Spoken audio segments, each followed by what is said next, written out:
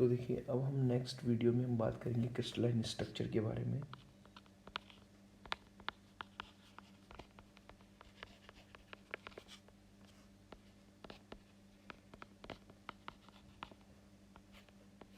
Crystal संरचना कि crystal विज्ञान के अध्ययन के लिए हमें कुछ टर्मिनोलॉजीज को पढ़ना पड़ेगा। जैसे सबसे पहले क्रिस्टल क्या होता है। क्रिस्टल क्या होता है?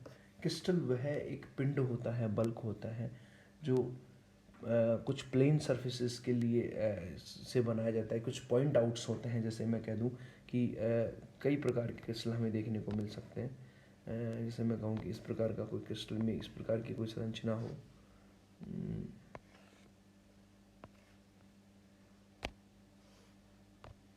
इस प्रकार से कई प्रकार की क्रिस्टल संरचनाएं हो सकती हैं।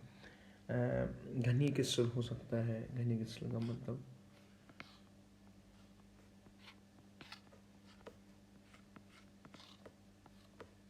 इस तरीके से घनी क्रिस्टल भी हमें देखने को मिल सकता है। अब इसके अंदर देखो क्या क्या होता है। घनी क्रिस्टल की अगर अपन बात करें तो उसके अंदर जो है अपना फलक हो सकता है। फलक का मतलब क्या होता है? वे पृष्ठ जिनसे क्रिस्टल बंधा हुआ होता है। जैसे मैं कहूँ कि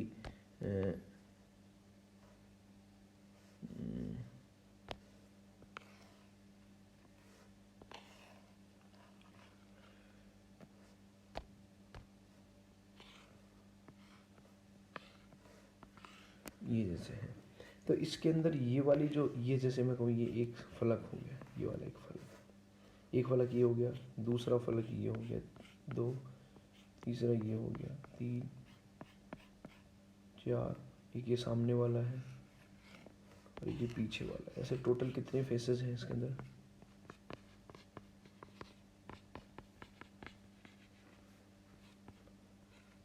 6 फेसेस है। कितने फेसेस हैं? 6 फेसेस है। किनारा जिसपे दो फलक मिलते हैं, किनारा का मतलब ईच। ये किनारा है, 2, 4, 5, 6,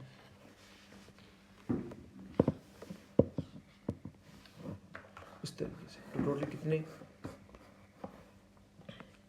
जो टोटल एज है, टोटल जो एजेस हैं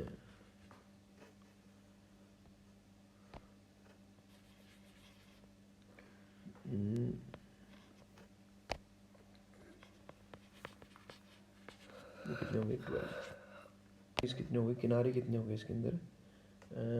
12। Total 12 edges. देना टोटल 12 एजेस। इसके अलावा नेक्स्ट बात करें अपन अंतराफलक कोण।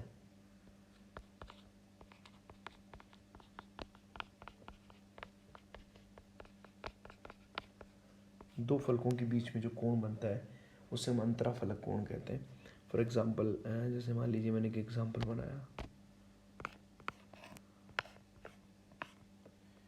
ये वाला, तो ये इनके बीच का जो कोण है या मैं कहूँ जैसे इसमें अपन ने घनी क्रिस्टल में बनाया,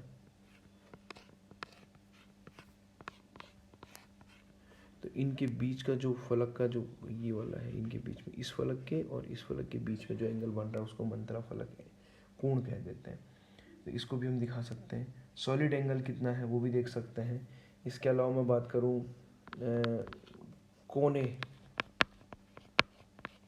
कॉर्नर, तो कॉर्नर जैसे मैं कहूँ घनी के अंदर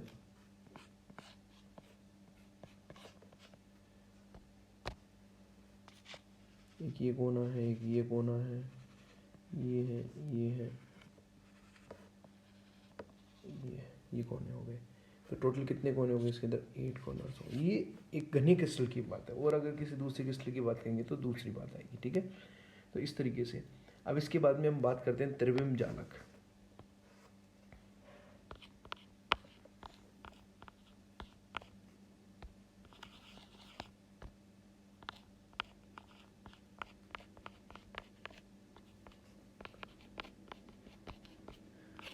त्रिविम जालक त्रिविम जालक का मतलब क्या है कि इसको बोलते हैं अपन स्पेस लैटिस।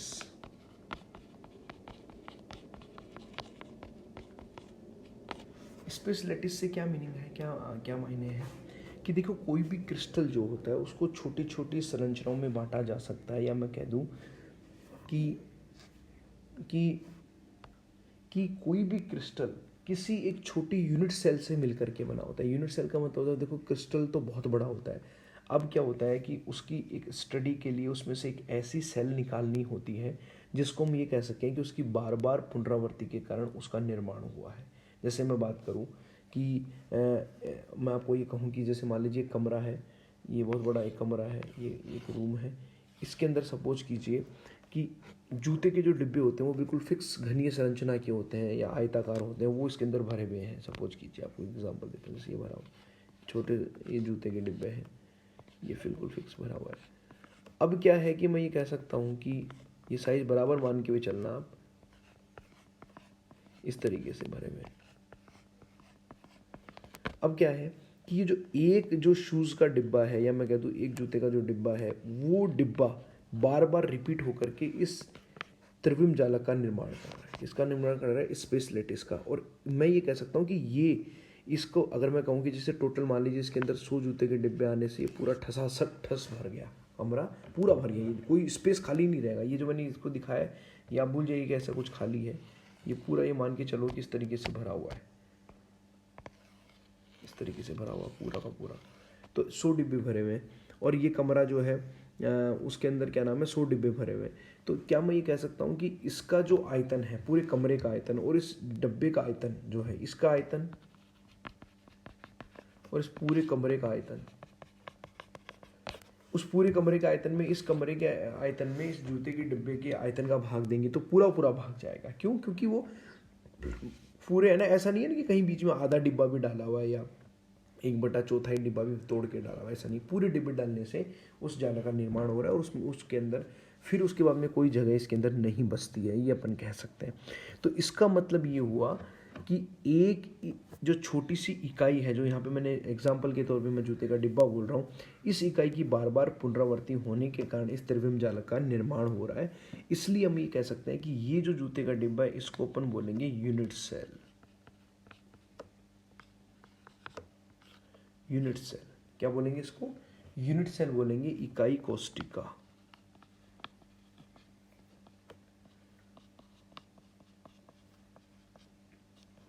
इकाई कोष्टिका बोलेंगे इसको। क्या बोलेंगे इसको? इकाई कोष्टिका बोलेंगे। तो यूनिट सेल किसे कहते हैं? जिसके बार बार पुनरावृत्ति के कारण उसका निर्माण हो जाता है, उसको यूनिट सेल बोलते हैं। अब देखिए कि ये यूनिट सेल की स्ट्रक्चर जो होगी, अगर हम इसको पढ़ लें तो इसकी संरचना समझने के बाद में अपन ये कह सकते हैं कि हम पूरे त्रिविम जालक की, उस पूरे क्रिस्टलीय जालक की संरचना को, क्रिस्टलीय जालक कुछ भी नहीं है, उस यूनिट सेल की बार बार रिपीटेशन से उसका निर्माण होगा बस। तो जैसी संरचना उसमें होगी वैसे उस दूसरी यूनिट सेल में होगी, वैसे उसके बारे में होगी, चौथी में होगी। तो अपन ये कह सकते हैं कि कोई भी क्रिस्टलेट सॉलिड की, तो मैंने बोला ना अभी आपको, क्रिस्टलेट उसके अंदर फिक्स ज्योमेट्री होती है, फिक्स अभिविन्यास होता है।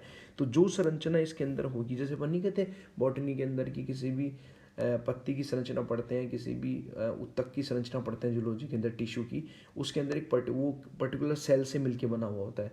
और उस एक सेल की जो संरचना होता है वो सारी सेल की संरचना वैसी होगी, वैसे ही इस पूरे क्रिस्टल के अंदर इस यूनिट सेल की संरचना पढ़ने के बाद में उसका रिपीटेशन होना है, बस और कुछ भी नहीं है। हो सकता है कि उसका अरेंजमेंट डिफरेंट डिफरेंट हो, तो वो अरेंजमेंट अपने को पढ़ना पड़ेगा। तो अपन ये भी कह सकते हैं कि इस तरीके से हम उस क्रिस्टल यूनिट सेल को निकालेंगे। अभी देखो कि ये क्रिस्टलाइन सॉलिड में भिन्न भिन्न क्रिस्टलाइन सॉलिड्स में ये यूनिट सेल जो होती है वो भिन्न भिन्न होती है। जो यूनिट सेल है, इकाई कोष्टिका जिसको अपन कह रहे हैं,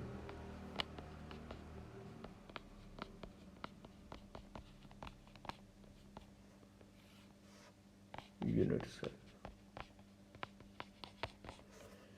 ये भिन्न भिन्न प्रकार की हो सकती है। ये आपकी पीसीसी हो सकती है, ये आपकी बीसीसी हो सकती है, ये आपकी एफसीसी हो सकती है।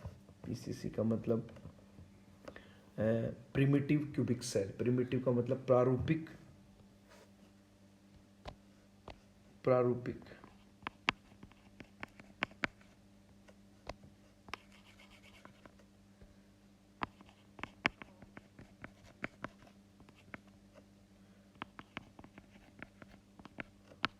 घनीय संकुलन, काय केंद्रित और ये फलक केंद्रित। फलक केंद्रित, इसके स्ट्रक्चर में थोड़ा सा आपको बता दूं, अपन कल डिस्कस कर लेंगे इसको।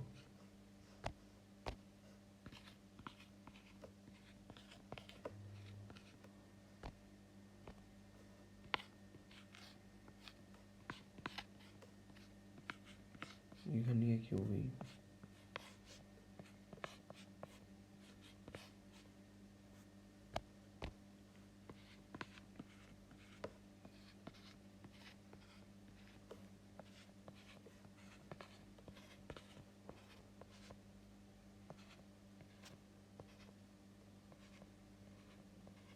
इस तरीके से। इसको हम कल नेक्स्ट वीडियो में डिस्कस करेंगे।